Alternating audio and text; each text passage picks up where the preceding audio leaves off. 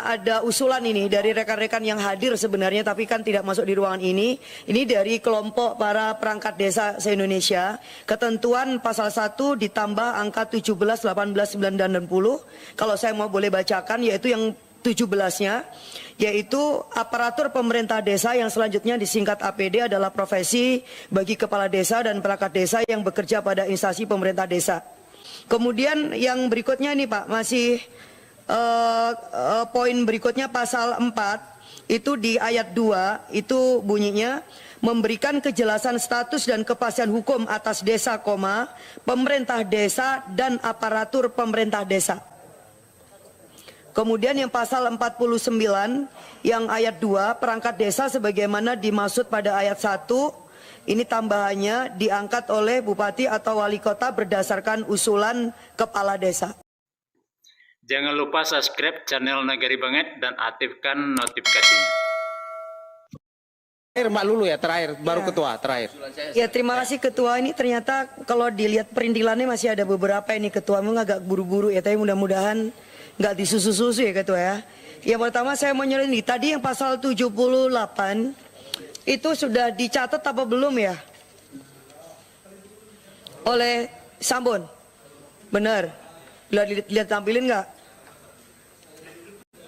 Ya, coba dilihat nanti ditampilin, tapi saya mau nyorotin ini karena ini kelupaan yang terkait dengan Badan Permusyawaratan Desa. Saya minta ini ditambahkan ini unsur keterwakilan perempuan yang terkait dengan anggota BPD. Karena ini nggak ada di dalam ketentuan ini. Karena di beberapa daerah saya menemukan ini anggota BPD itu minus perempuan, dan saya kira ini semangat kita sama lah ya dengan ketentuan yang lain. Jadi harus dimasukkan di dalam ketentuan ini bahwa anggota BPD selain mewakili unsur wilayah, tapi juga memenuhi unsur minimal 30% keterwakilan perempuan. Nah, lalu yang terkait dengan ketentuan umum ini, mohon maaf pimpinan karena masih agak ke belakang, saya boleh dikoreksi kalau misalnya belum masuk. Ketentuan umum itu yang pasal 1 itu kalau tidak keliru ada memuat 16 ayat ya Pak ya. Coba dilihat Pak. Nah, ini ternyata ada usulan ini dari rekan-rekan yang hadir sebenarnya tapi kan tidak masuk di ruangan ini. Ini dari kelompok para perangkat desa se-Indonesia. Ketentuan pasal 1 ditambah angka 17, 18, 9, dan 60. Kalau saya mau boleh bacakan yaitu yang 17-nya, yaitu aparatur pemerintah desa yang selanjutnya disingkat APD adalah profesi bagi kepala desa dan perangkat desa yang bekerja pada instansi pemerintah desa.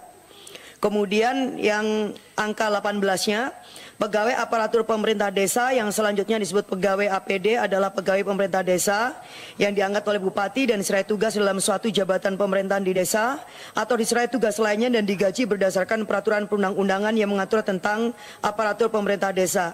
Kemudian angka 19-nya, tambahnya yaitu kepala desa adalah pejabat pemerintah desa yang mempunyai wewenang, tugas dan kewajiban untuk menyelenggarakan rumah tangga desanya dan melaksanakan tugas dari pemerintah dan pemerintah daerah. Kemudian 20, perangkat desa adalah unsur staf yang membantu kepala desa dalam penyusunan kebijakan dan koordinasi yang diwadahi dalam sekretariat desa, dan unsur tugas kepala desa dalam pelaksanaan kebijakan yang diwadahi dalam bentuk pelaksanaan teknis dan unsur kewilayahan. Bapak TA, apakah ketentuan umum sudah ada apa belum? Kalau belum ada ini mohon nanti kita kasihin kepada Bapak ya. Kemudian yang berikutnya ini Pak, masih poin berikutnya pasal 4 itu di ayat 2 itu bunyinya memberikan kejelasan status dan kepastian hukum atas desa, pemerintah desa dan aparatur pemerintah desa. Jadi tambahannya itu. Jadi yang pasal 4-nya pengaturan desa bertujuan itu ada poin A, kemudian yang poin B-nya itu ditambahkan memberikan kejelasan status dan kepastian hukum atas desa, pemerintah desa dan aparatur pemerintah desa dalam sistem ketenagakerjaan Republik Indonesia dan seterusnya. Kemudian yang pasal 26 yang ayat 2-nya Pak, itu yang poin A-nya memimpin penyelenggaraan pemerintah desa. Nah, usulannya yang di poin B nih, mengusulkan pengangkatan dan pemberhentian perangkat desa. Kemudian yang bagian kelima yang terkait dengan perangkat desa. Perangkat desa terdiri atas sekretariat desa, pelaksana kewilayahan, pelaksana teknis, dan D tambahannya staf perangkat desa. Kemudian yang pasal 49 yang ayat 2 perangkat desa sebagaimana dimaksud pada ayat 1 ini tambahannya diangkat oleh bupati atau wali kota berdasarkan usulan kepala desa. Kemudian yang poin keempatnya tambahannya perangkat desa sebagaimana dimaksud pada pasal 48 adalah pegawai aparatur pemerintah desa yang bekerja di lingkungan pemerintah desa dengan pengaturan hak, kewajiban, dan penggajian yang diatur dalam perundangan yang mengatur tentang aparatur pemerintah desa dengan peraturan tersendiri. Kemudian yang pasal 53 ada tambahan yaitu angka 3. Pemberhentian perangkat desa sebagaimana dimaksud pada ayat 1 ditetapkan oleh bupati berdasarkan usulan kepala desa. Nah, kemudian yang terkait dengan bagian ke-8 penghasilan pemerintahan desa pasal 66 ada usulan yaitu di poin 2 bahwa penghasilan tetap kepala desa ini tadi sudah kita bahas. Nah, yang berikutnya yang terkait dengan perangkat desa nih, Pak. Poin ketiga, selain penghasilan tetap sebagaimana ayat 1 kepala desa dan perangkat desa menerima tunjangan jabatan. Nah, ini yang tambahannya adalah menerima tunjangan jabatan, tunjangan anak, tunjangan istri, tunjangan kinerja, dan tunjangan lain yang sumbernya dan seterusnya dari sini. Karena yang tadi kita sampaikan itu belum ada istilah tunjangan anak atau tunjangan istri. Atau sebaliknya, karena ini juga bisa berkeadilan gender kalau memang perangkatnya itu perempuan, perlu juga ditimbang ada tunjangan suami atau anak. Intinya ada tunjangan keluarga, ya.